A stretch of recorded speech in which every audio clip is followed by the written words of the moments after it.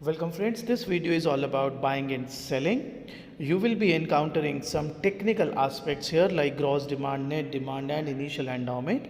I will be taking care of all those with the help of a numerical example. So let's start. Suppose bacha, we have a farmer and that farmer has two goods, apples and say oranges with him. So maybe he has grown those, right? So apples and oranges. Suppose the units of apple 12 and the units of oranges is 10. Not only that, we also have the prices. So price of each apple, we are treating good one as apple. It's suppose 5 and price of good 2 is suppose 4. So now I shall be using some terms. आराम से देखिए, enjoy कीजिए guys. ये जो Apple और orange है जिसके साथ फार्मर स्टार्ट कर रहा है, मार्केट में एंटर करेगा, इसको हम बोलेंगे इनिशियल एंडाउमेंट। इसको हम शो कैसे करते हैं बेटा? इसको हम शो करते हैं omega, curly W, omega 1, omega 2। So this is apple, this is orange, these are called initial endowments. Initial endowments, endowment basically refers to the things or assets that an individual owns. अब ये जो asset है ये उसने खुद produce भी की हो सकती है या उसको किसी और से इनहेरिटेड भी हो सकती हैं। इनफैक्ट किसी बंदे का एक लेबर भी उसकी एक एंडोमेंट है which he can use, which he owns. So initial endowment, in this case the farmer has is having apples equal to 12 and oranges equal to 10. अब ये कन्वेंशनल कंज्यूमर थ्योरी से कैसे अलग है वो मैं आपको बताता हूँ। जब कन्वेंशनल कंज्यूमर थ्योरी आप करते हो तो वहाँ पे इनकम फिक्स्ड होती है, एम की एक वैल्यू होती है। यहाँ पर एम सो कॉल्ड इनकम ऐसे निकलेगा P1 ओमेगा 1 P2 ओमेगा 2। सो अगर मैं उसकी इनकम देखना चाहूँ तो ये हो जाएगी 5 into 12, 4 into 10। So in this case income shall be 100। तो बच्चा कहता है फ़र्क क्या है? आपको मैं फ़र्क अभी बता देता हूँ। डोंट थिंक अगर इस एलिमेंट में, इस एलिमेंट में, इस एलिमेंट में, इस एलिमेंट में यानी P1 P2 और omega 1 omega 2 that is initial endowment, किसी में भी चेंज आया या किसी एक साथ चेंज आया तो M चेंज हो जाएगा। जबकि कन्वेंशनल कंज्यूमर थ्योरी जो टिल चैप्टर 8 आप करते थे उसमें M फिक्स रहता था हमेशा, अनलेस ये ना बोला हो कि M चेंज हुआ है। पर यहाँ पर कोई भी एलिमेंट इनमें से चेंज हुआ तो M में चेंज आएगा। अब सवाल उठता है इसको हम कैसे बनाएं? देखो मेरे बच्चों, अगर आप इसका डायग्राम बनाते हो, ठीक है, बजट कांस्टेंट एज दिस है। सो ये है budget line A B। Well guys, अगर सिर्फ गुड वन पर हम फोकस करें which is Apple, so what 20 units. खाली अगर गुड 2 पर फोकस करें तो 25 units. That make sense I think. So this is what I'm gonna do. So this is 25 and this is 20. Minded, बस एक बात याद रखना है, यहाँ पर आप ये मत बोलना M/P2, यहाँ पर ये मत बोलना M/P1, यहाँ पर बोलना P1 omega 1 plus P2 omega 2, that is value of endowment upon P1, value of endowment upon P2। M नहीं बोलना, एम फिक्स्ड माना जाता है, वो कन्वेंशनल कंज्यूमर थ्योरी के लिए यूज़ होता है। सो अगर आप कन्वेंशनल कंज्यूमर थ्योरी करते हैं तो आप बोलते हो M/P1 M/P2। यहाँ पर रिफ्रेन कीजिए अपने आप को उससे और बोलिए value of endowment that is P1 omega 1 plus P2 omega 2 upon 1, P1 omega 1 plus P2 omega 2 upon P2, that's upon P1, that's upon P2। एक बात और ध्यान रखनी है सबको, जब भी आप बाइंग एंड सेलिंग का क्वेश्चन कर रहे हो हमेशा एंडोमेंट पहले ही दिखा दीजिए। एंडोमेंट दिखाना ज़रूरी है। तो ये एंडोमेंट है, आपके पास 12 यूनिट्स इसके हैं और आपके पास 10 यूनिट्स इसके हैं। ठीक है बच्चों, अब हम बढ़ते हैं इस टॉपिक को लेकर आगे। अब मैं आपके साथ कुछ और टेक्निकल टर्म्स डिस्कस करूँगा, खूब आराम से इंजॉय करते हुए इसको करें। सो पहला केस आपके लिए आता हुआ, मैं दोबारा से वही एग्जाम्पल को कैरी कर रहा हूँ। यहाँ पर है 20, यहाँ पर है 25। आप देख सकते हैं यही एग्जाम्पल है जो मैं यहाँ पर कैरी कर रहा हूँ। और जैसे मैंने अभी आपको बताया, ऑलवेज आप एंडोमेंट दिखा दीजिए। सो 12 and 10। बच्चों ये 12 और 10 शो क्या करता है कि this particular farmer in this particular example has 12 units of good one say apple and 10 units of good two say orange, but don't you think it is not at all necessary that he ends up consuming these many units. अब उसको Apple पसंद नहीं है, suppose उसने कहा मेरे को तो एप्पल सिर्फ 10 चाहिए, मुझे एप्पल सिर्फ 10 चाहिए, ठीक है। तो बच्चों अगर एप्पल 10 चाहिए तो उसके पास एप्पल थे कितने sir 12, don't you think he be selling 2 units of apples, और अगर वो 2 यूनिट्स ऑफ एप्पल बेचता है तो एक 5 रुपये का है, so he'll be ending up with 10 rupees. Now necessarily he has to spend those 10 rupees on the other good, in this case orange. Orange कितने रुपए का है सर 4 रुपीज़ का. आप दोबारा देख लो, आपके पास 12 एप्पल्स थे. As a farmer you were not happy, you did not want to consume 12 apples, you wanted 10 instead to consume. That means you'll be selling 2 apples, right? If you sell 2 apples, each apple priced at 5, you'll be ending up with 10 rupees, right? Well, my dear, those 10 rupees has to be spent on the other good, in this case orange, which is priced at 4. Don't you think you'll be having 12.5? How sir, how 12.5? Because by selling those 2 apples, you would have got 10 rupees. Those 10 rupees when spent on orange, each priced at 4, shall give you 2.5 units. So 10 you already had, 2.5 you bought, total 12.5. This is the equilibrium. Now the technical terms. Well, I'm using this here. We have this thing called net demand. The formula says gross demand minus initial endowment. So this is the formula. Net demand, gross demand minus initial endowment. So first we are going for the good one. Well, gross demand is nothing but the actual consumption, equilibrium consumption, as you can see. 10 minus initial endowment was 12, so minus 2. Now don't you think this formula is for what? So this formula is for net demand. So if the formula is for net demand and the answer is coming up as negative, so we will say that this guy rather is a net seller of good one. He is selling it. अच्छा, what about good 2? Well मेरे बच्चों, अगर good 2 की बात करें, again that formula, net demand is equal to gross demand minus initial endowment. Well, gross demand is the equilibrium quantity, that's 12.5. Initial endowment is 10, so 2.5. Okay, the formula was net demand. Answer is positive. So don't you think he's a demander? So we say he is a net buyer of good one, or rather good 2. Good 1 का he is a seller, good 2 का he is a buyer. एक बात याद रखनी है, quantity may not match, as you can see it's 2.5, but the value of buying shall always be equal to value of selling. आपने 2 units बेचे थे 5 रुपये के हिसाब से, 10 रुपये की वैल्यू थी. आपने 2.5 यूनिट्स लिए हैं 4 रुपीज़ के हिसाब से, 10 रुपीज़ की ही वैल्यू है. So the value of buying and selling shell always be equal. अब एक और केस ले लेते हैं बच्चों. Suppose again initially I am starting with that only, that's 20, that's 25, and this has to be your initial endowment, which is 12 and 10. Now this time around he says I want 14 apples. Okay, he wants 2 more apples. Now each apple will be priced at 5 rupees. So don't you think he has to spend 10 rupees in order to have those 2 extra apples? So where would you take those 10 rupees from? Well, you can only have it by selling good 2. That's orange. Don't you think orange is priced at 4 and you want 10 rupees? So you have to sell 2.5 units, and here it shall be 7.5. So that's your equilibrium. So in this case, if you go for say good 1 and you're going for the formula net demand, which is equal to gross demand minus initial endowment. What is the gross demand? Well, 14, initial 12, so 2. He is a buyer, he's a buyer, net buyer of good 1. What about good 2? Well, my dear friends, net demand gross demand minus initial endowment. Gross demand is the equilibrium quantity 7.5, initial endowment is 10.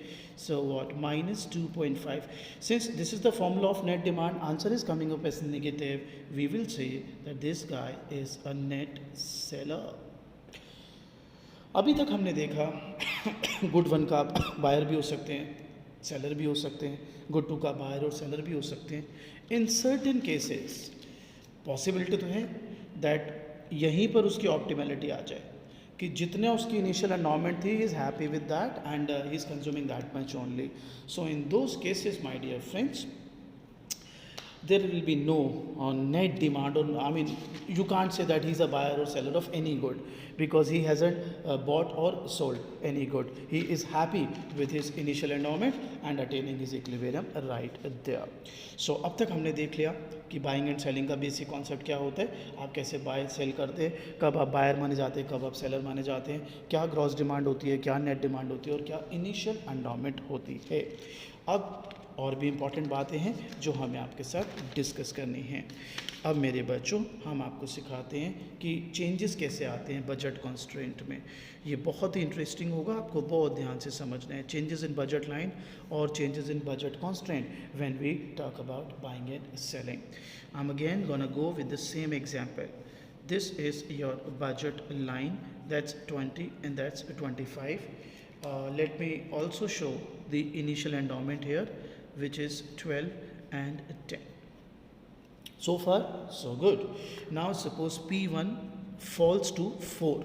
Remember P1 was 5, now it falls to 4. Well मेरे बच्चों, in a conventional consumer theory you would have told me कि ऐसा ये flatter बन जाएगा budget line. Not here exactly, यहाँ पे फ़र्क होने वाला है. सबसे पहले आपको क्या देखना है, आपको आपका m देखना है, वो चेंज होने वाला है. बिकॉज अभी हो जाएगा 4 into 12 plus 4 into 10 and that's 88. This is what I am doing. Earlier it was 5 into 12 plus 4 into 10. Now it has become 4. So 4 into 12 plus 4 into 10, that's 88. Now don't you think if you're gonna go for good 1, which is priced at 4, you'll end up with 22? If you go for good 2, again 22. So what is the catch here? The catch is quite an interesting one, trust me. Well, my dear friends, your budget line no doubt will become flatter, but like this. 22 and 22. Now why it passes through the endowment? Because you can, with this as well, you can still afford your original bundle because you have those intact with you, 12 of apples and 10 of oranges. So अगर आप एक conventional consumer theory कर रहे होते और price of good one fall होता तो आप सिंपली ऐसे दिखा देते कि बजट लाइन फ्लैटर बन गई. बट हियर ये फ्लैटर ही बनी, बट दोनों एक्सिस से घूमकर. एक और तरीका बताते हैं आपको. अब suppose again the same example, budget line A B 20, 25 and you have this again your initial endowment 12 and 10. Now suppose P2 rises to 5. Mind it was 4. So what happens here? Well, I am going to write M as 5 क्योंकि P1 same रख रहा हूँ, into 12 plus 5 into 10. So don't you think this shall be 60, 110? And now if you go for good one, 110 by 5, 22. Go for good 2, 110 by 5, 22. Same. So guys, यहाँ पर भी फिर जो आप बजट लाइन बनाएंगे वो यहाँ से पास होगी और ये फ्लैटर बन जाएगी 22 and 22. I hope that make sense. Clear? तो अब खुद बच्चों का सवाल होता है, तो सर क्या पेपर में पूरी कैलकुलेशन करवाओगे आप हमसे? इतनी कैलकुलेशन करेंगे हम बैठ के? नहीं, ज़रूरत नहीं है. सिर्फ आपको प्रूफ करने के लिए ये किया था. आप बस एक बात याद रखना, P1 अगर गिरता है तो ये बढ़ेगा ना? हाँ बढ़ेगा. ऑटोमेटिकली ये कम कर देना. P2 बढ़ेगा तो फिर ये गिरेगा ना? हाँ सर गिरेगा, तो ये उसके अपोजिट कर देना, बढ़ा देना. अब मैं सीधा आपको ये बोलता, आप कहते हो सर कैसे, तो मैंने पहले ही प्रूफ कर दिया आपके लिए. तो ये तो एक तरीके का चेंज रहा.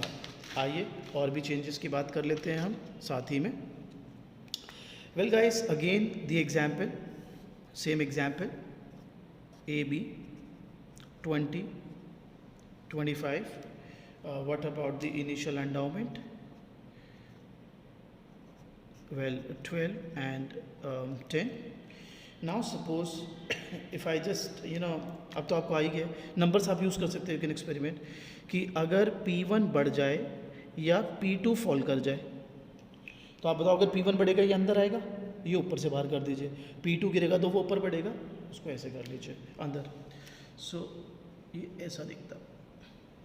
Again I have no problems, you can use numbers to prove your point.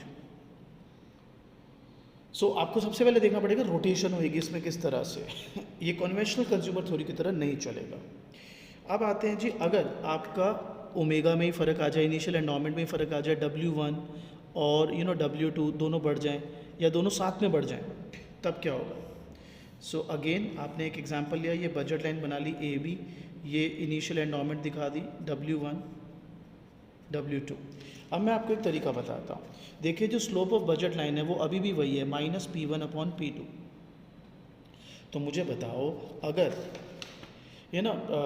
ओमेगास में चेंज आ रहा है, आपकी इनिशियल एंडोमेंट्स में चेंज आ रहा है, तो P1 और P2 में तो चेंज नहीं आ रहा ना? नहीं सर, उसमें तो नहीं आ रहा। तो अगर उसमें चेंज नहीं आ रहा बेटा, तो स्लोप सेम है, और ये तो आप जानते ही हो, अगर स्लोप सेम है तो ये राइटवर्ड शिफ्ट हो जाएगा। फिर भी कुछ बच्चे कहते हैं नहीं सर प्रूफ कर दोगे तो बहुत अच्छा है, नो प्रॉब्लम्स। 5 था, 12 को सपोज 20 कर देता हूँ और दूसरे को सेम रखता हूँ सपोज, तो 4 × 10 100, ये हो गया 140। हाँ सर, तो गुड 1 कितना ले सकते हो आप? Sir 140 divided by 5। गुड 2 कितना ले सकते हो? Sir 140 divided by 4। राइट, इतना ही ले सकते हो ना? हाँ सर मैं इतना ही ले सकता हूँ। आइए तो फिर कैलकुलेशन कर लेते हैं। ये हो गया if I am not wrong 28 कुल, और ये हो गया if I am not wrong 35। तो आप आगे ही तो आए ना बेटा, ये भी पहले से ज़्यादा, ये भी पहले से ज़्यादा। तो these are the changes which can happen. तो P1 चेंज हो सकता है, P2 चेंज हो सकता है, या एंडोमेंट की वैल्यू चेंज हो सकती है, and that is how you are suppose to solve it. आइए अब आपको एक न्यूमेरिकल कराते हैं, एक क्वेश्चन कराते हैं, जिसके थ्रू हम इसको और आई होप बेहतर तरीके से पकड़ पाएंगे, बेहतर तरीके से समझ पाएंगे। सो हमारे पास एक क्वेश्चन है, एक न्यूमेरिकल एग्जांपल, वर्कबुक का ही क्वेश्चन है। सपोज ओमेगा 1 है 20 यूनिट्स इनिशियल एंडोमेंट, ओमेगा 2 है 5 यूनिट्स, साथ में हमें बोला है that P1 is 1 and P2 is 4। No problems. तो हमें कहा गया है कि बजट लाइन वगैरह बनाइए। सो ठीक है, बजट लाइन बनाते हैं। वेल बजट लाइन बनाने के लिए डोंट यू थिंक सबसे पहले M के लिए जाओगे, P1 ओमेगा 1, P2 ओमेगा 2, और ठीक है, और ये हो गया 1 × 20, 4 × 5, M इज़ 40। खाली अगर गुड 1 के लिए जाते हो तो आपको कितने यूनिट्स मिलेंगे? सर 40। खाली गुड 2 के लिए जाते हो तो कितने यूनिट्स मिलेंगे? सर 10। बिल्कुल जायज़ बात है जी, इतने ही मिलने चाहिए। ठीक है, तो अब हम अगर इसको ड्रॉ करें तो हमें क्या मिलेगा? ये है कुछ ऐसा diagram, A, B, 40 and 10, and that good habit should always be there to show the initial endowment always on the diagram. So that's 5 and that's 20. तो अब हमें यहाँ पर क्वेश्चन में बोला गया, मैं आपको वर्कबुक दिखा देता हूँ। यहाँ पे देखो पढ़ो। A decides to actually sell 10 units of X1, label the consumption bundle as C. A decides to actually sell 10 units of X1, label the consumption bundle as C. तो अब दिमाग लगाओ, अगर ये 10 यूनिट्स बेच रहा है इसके, तो ये यहाँ 10 पर आ जाएगा। कौन सा गुड है ये? गुड 1। गुड 1 कितने रुपए का है? सर 1 रुपये का। 1 रुपये का, तो अगर आप 10 यूनिट बेच रहे हो 1 रुपये के हिसाब से, तो 10 रुपये मिलेंगे। हाँ सर। दूसरे गुड पर स्पेंड करोगे? Yes sir. दूसरा गुड कितने का है? 4 रुपीज़ का, तो you will have 2.5 extra and total is 7.5। That's point C. So ये कुछ बेसिक कॉन्सेप्ट्स हैं मेरे बच्चों बाइंग एंड सेलिंग के, और अब हम इसको इसके आगे लेके चलते हैं आपको। चलिए गाइस, मैं एक और न्यूमेरिकल आपको सिखाता हूँ बाइंग एंड सेलिंग का। वर्कबुक का ये क्वेश्चन है। आई होप इसके बाद आपकी और अच्छी कमांड आ जाएगी। A has a utility function x1, x2, omega 1, 100, omega 2, 200, p1, 1, p2, 2. पहला पार्ट है find the net demand of good 1 and good 2, show it diagrammatically. Well मेरे बच्चों, नेट डिमांड का फॉर्मूला मैंने तुम्हें क्या बताया था? Gross demand minus initial endowment. Now don't you people think gross demand तो इक्विलिब्रियम क्वांटिटी होती है। सो आइए स्टार्ट करते हैं आपके लिए। सबसे पहला, जब भी आप ऐसा क्वेश्चन देखें, आप P1 omega 1 P2 omega 2 is equal to m, यानी इनकी इनकम निकाल लीजिए पहले। So 1 into 100, 1 into 100, 2 into 200 and that's m, m is 500। पहला काम। अब मेरे बच्चों, अगर खाली गुड 1 लिया जाए इनके द्वारा, खाली गुड 1 ही अगर लिया जाए तो ये हो जाएगा 500, और खाली गुड 2 लिया जाए तो ये हो जाएगा 250। I think no rocket science है, इट्स क्वाइट अंडरस्टैंडेबल। नाउ ये मैंने आपको दिखा दिया बाय 1 बाय 2। अब हम क्या करते हैं? अब हम इसका एक डायग्राम बना लेते हैं। ये है आपकी budget line A B, that's 500 and that's 200, 250 I should say. अब मैंने तो आपको हमेशा ही कहा है कि it's a good habit to always show the initial endowment, and the initial endowment is 100 and 200 respectively. So somewhere here you have 100 and 200। I think यहाँ तक क्लियर है बात। अब मेरे बच्चों, आपको नेट डिमांड निकालने को बोला है। नेट डिमांड का फॉर्मूला क्या होता है? Sir gross demand minus initial endowment. Very good. Gross demand क्या होता है? Sir equilibrium quantity. तो go for that, equilibrium quantity निकालो मेरे बच्चों। सो मैं यहीं पे सॉल्व कर देता हूँ आपके लिए। अब याद करिए, ऑप्टिमल आप डिमांड फंक्शन से भी निकाल सकते हो, नॉर्मल भी निकाल सकते हो। अगर मैं डिमांड फंक्शन से निकालूँ तो याद करो x1 था m अपॉन 2p1, तो यहाँ पर m है 500, 2 इंटू 1 दैट्स 250, और अगर x2 निकालो तो 500 अपॉन 2 इंटू 2 दैट्स 125। अब इफ़ समवन इज़ वंडरिंग ये कैसे ले लिया x1, कैसे ले लिया x2, याद करिए ये यूटिलिटी फंक्शन है कॉप डॉगलस। आप देख लीजिए मेरे पुराने वीडियोस, आप इसका डिमांड फंक्शन ऐसे ही तो निकालते थे।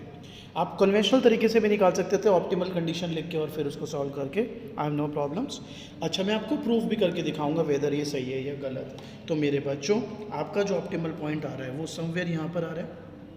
There you have it, it's like 250 और 125, ये आपका इक्विलिब्रियम। अब मेरे बच्चे, मैं आपको प्रूव कर सकता हूँ कि सही है या गलत। करो। आपने कितने एक्स्ट्रा बाई करे गुड 1? सर 150। गुड 1 था कितने का? 1 रुपये का। तो आपको 150 रुपये चाहिए होंगे या? अब आपको 150 रुपये अगर चाहिए तो दूसरा गुड बेच कर आएंगे। दूसरा गुड कितने का है? 2 रुपये का। तो 75 यूनिट्स बेचने पड़ेंगे। यस। सो आपने 75 ही बेचे हैं। तो अब अगर कोई मेरे को बोले कि नेट डिमांड निकालो, तो नेट डिमांड गुड 1 की अगर मैं निकालूं तो gross demand minus initial endowment, ये हो गया 150 बायर। गुड 2 की अगर निकालूं, gross demand 125, initial endowment 200, minus 75, that means he is a. So guys, ये minus 75 that means he is a seller. अब आते हैं बच्चों पार्ट 2 पर। अब पार्ट 2 कहता है now suppose P2 falls to 1, now find the new optimal point. अब ऑप्टिमल पॉइंट खाली पूछ रहा है। तो मेरे बच्चों, आपको सबसे पहले इसका फर्स्ट रिपरकशन देखना होगा। अब आपकी जो वैल्यू ऑफ एंडोमेंट है वो हो जाएगी 1 into 100 plus 1 into 200, so m shall be 300। अब अगर आप खाली गुड 1 लो मेरे बच्चों, तो 300 डिवाइडेड बाय 1 300, खाली गुड 2 लो तो मेरे बच्चों 300 डिवाइडेड बाय 1 300। सो सबसे पहले हमें डायग्राम में इसको शो कर लेना चाहिए। और ये आपको जो मैं थ्योरी में सिखा के आ रहा था उसमें भी आपको हेल्पफुल रहेगा। ये डोंट यू थिंक ऐसा बन जाएगा 300 एंड 300 मेरे बच्चों, that's how it should be moving. अब बच्चा कहते हैं कि सर इसका ऑप्टिमल पॉइंट अभी निकाल देते हैं। अब अगर आप ऑप्टिमल पॉइंट निकालते हैं तो x1 है m which is 300 upon 2p1, 2 into 1 150, same with x2 m 300 upon 2 into 1 150। तो बच्चों, अब जो इक्विलिब्रियम क्वांटिटी है पार्ट 2 के कॉन्टेक्स्ट में वो है 150 ईच। तो अब मेरे बच्चों I am gonna go for that 150 जो आपको थ्रू आउट गिवन है। तो ये अब मैं आपके लिए प्लॉट कर देता हूँ जो कि है 150 ईच। लेट्स सी, सो 150, तो इस बजट लाइन पर आप समवेयर यहाँ पर होगे मेरा बच्चा। So that's 150 and that's 150, it's like this IC. पहले से वर्स ऑफ हो गए, आप लोअर आईसी पर आ गए मेरे बच्चों। आइए थर्ड पार्ट बहुत इंटरेस्टिंग है। कहते हैं suppose before the price fail A sold both the goods, now determine the optimal point after price fall of good 2। तो अगर उसने पहले ही माल बेच दिया अपना सारा प्राइस गिरने से पहले, तो प्राइस गिरने से पहले तो उसको 500 रुपये मिले होंगे क्योंकि 500 रुपये की वर्थ थी। तो बच्चों थर्ड पार्ट में आप इनकम वैसे ही 500 मान लो और प्राइसेस जो हैं वो अब ये हो गए हैं। तो अब अगर आप ऑप्टिमल पॉइंट निकालते हो तो x1 is 500/1 500, x2 500 divided by 1 500। तो आपकी जो बजट लाइन है, पहले मैं बजट लाइन के लिए ये बना रहा हूँ आपका, तो वो ऐसा दिखती बेटा, देखो ध्यान दो, ये अब आपकी न्यू बजट लाइन हो गई मेरे बच्चों 500 500। कम ऑन ध्यान दीजिए। अब बच्चा कहता है जी इसका optimal, not a problem. Again demand function लगाओ m/2p1 250, x2 m/2p1 250। तो अब आपकी जो ऑप्टिमल क्वांटिटी है मेरे प्यारे बच्चों वो समवेयर यहाँ पर आ जाएगी, इधर that's your new optimal 250 and 250। So this was a good numerical जिससे आपको काफ़ी क्लैरिटी आ सकती है about buying and selling question. मोटा मोटा यही समझ के चलो, इनकम फिक्स रहती है कन्वेंशनल कंज्यूमर थ्योरी में, जबकि बाइंग एंड सेलिंग में that all depends upon the value of endowment. एक छोटा सा एप्लीकेशन और कराना चाहता हूँ, उसके बाद इस पार्ट को हम फिनिश कर सकते हैं। मैंने ऑलरेडी आपके लिए बनाया हुआ है। सपोज़ ये इनिशियल एंडोमेंट है, ये ऑप्टिमलिटी है, ये इनिशियल एंडोमेंट है और ये ऑप्टिमलिटी है। आप यहाँ पे देख सकते हो ये बायर ऑफ गुड 1 है, सेलर ऑफ गुड 2 है, यहाँ पे सेलर ऑफ गुड 1 है और बायर ऑफ गुड 2 है। अब मेरे बच्चों अगर मैं तुम्हारे को क्वेश्चन में बोलूँ कि P1 जो है वो बढ़ गया and he still wants to be a buyer, still wants to be a buyer of good 1, तो अब वो बेटर ऑफ होगा या वर्स ऑफ। देखिए ऑलरेडी देखिए ये इनिशियल एनवायरनमेंट थी, अगर वो इतना खरीद रहा है तो he is a buyer of good 1 and seller of good 2। Now P1 बढ़ गया है but he still wants to say that I want to still be a buyer, तो वो वर्स ऑफ होगा या बेटर ऑफ। पहले तो एक बात बताओ, अगर P1 बढ़ गया है, प्राइस बढ़ गया है, तो डोंट यू थिंक ये ऐसे पास हो जाएगा मेरे बच्चों। इसको मैं नाम दे देता हूँ JK, ऐसा कोई भी बजट लाइन का मैंने नाम दिया, that's JK। Now don't you people think मेरा बच्चा अब अगर he still wants to be a buyer, he has to operate in this omega K range, because तभी तो वो बायर बनेगा। आप दिमाग लगाओ, ये P1 राइज हुआ तो बजट लाइन ऐसे रोटेट होगी, हम अभी आपको पीछे सिखा के आ रहे हैं। अब मुझे बताओ, if he still wants to be a buyer, don't you think omega के आगे ही रहेगा वो, और इस बजट लाइन में ये जो ओमेगा 1 है इसके आगे ही रहेगा क्योंकि he wants to be a buyer of good 1, so the range available to him is omega K. और मैं आपको बता दूं यहाँ पर वो डेफिनेटली वर्स ऑफ हो जाएगा। बच्चा कहता है कैसे वर्स ऑफ हो जाएगा, मेरे पास दो तरीके हैं बताने के। पहला है रिवील्ड प्रेफरेंस वाला तरीका। मुझे एक बात बताओ, आपने जब ई लिया था तो दिस WK wasn't क्या ये wasn't it affordable in your budget set AOB? जब आपने ई लिया था this range was affordable in AOB budget set, yes or no? Yes sir, it was। तो अब अगर आपको वही रेंज दोबारा दूं जो आप ऑलरेडी रिवील कर चुके हो as inferior in favour of E, तो डोंट यू थिंक आप वर्स ऑफ हो जाओगे। दोबारा समझ लो, जब AOB आपका बजट सेट था, आपने ई चूज किया था, you could have had WK, this omega K, any point on this, right? But you didn't go for it, you went in for E. That means you revealed inferior this region in favor of this, yes। तो अब अगर आपको यही reason दिया जाए तो आप definitely verse off हो जाएंगे बच्चों। एक और पॉइंट है यहाँ पर प्रूफ करने का, जिससे मैं प्रूफ कर सकता हूँ कि यहाँ पर आप वर्स ऑफ होंगे। डोंट यू थिंक यहाँ से अगर आपने IC खींचा तो वो लोअर IC होगा, और लोअर IC तो राजा आपको वर्स ऑफ ही करेगा। अब आते हैं दूसरा, चलेगा सब मैं दूसरा केस सिखाता हूँ आपको। अब यहाँ पर आप देखो, ये इनिशियल एंडोमेंट है, अगर आप यहाँ पे नोटिस करो तो गुड 1 का ये सेलर है और गुड 2 का बायर है। फॉर दैट मैं आराम से देख सकते हैं. सो नाउ फॉर दैट अगर P1 फॉल कर जाता है and he still wants to be a seller, तो क्या वो बेटर ऑफ होगा या वर्स ऑफ? सबसे पहली बात, अगर P1 फॉल हुआ तो I think you should all remember कि ये ऐसा जाएगा, इसको नाम दे देते हैं J और K. ठीक बात. अब if still wants to be a seller, तो इसकी जो रेंज अवेलेबल है ना मेरा बच्चा, वो रहेगी J ओमेगा. बिकॉज अगर वो सेलर रहना चाहता है तो जितनी उसकी इनिशियल ऑर्नामेंट है गुड वन की, उससे कम ही कंज्यूम करेगा वो. So again he will be verse of. बच्चा कहता है वाई वर्स ऑफ? आप सिंपली समझिए ना बात को. अब अगर मैं आपको बोलूं कि जब ये पूरा AOB बजट सेट था, आपने ई पिक किया था. हाँ, जब आपने ई पिक किया था तो आप J ओमेगा वाली लाइन में कोई भी कॉम्बिनेशन अफोर्ड कर सकते थे, कर सकते थे. You did not go for it. No, we did not go for it. You went in for E. Yes, we went in for E. तो don't you think this region is revealed inferior by you? और अगर आप यहाँ से चाहे J में कहीं से भी इसमें लाइन में से IC बनाएं, तो वो लोअर IC पर ही आएगा. So you will be verse of. बाकी मैंने अपने नोट्स में 3-4 ऐसे केसेस दिए हुए हैं which you can practice well. For notes you can WhatsApp at this number 9811439887. कोई भी डाउट, कोई कुछ नोट्स चाहिए, I am there to help you guys. This was buying and selling. अगले वीडियो में मैं आपको सिखाऊंगा labour supply, mouth watering prospects. Labour supply करने में बहुत मज़ा आएगा आपको. मिलते हैं नेक्स्ट वीडियो में.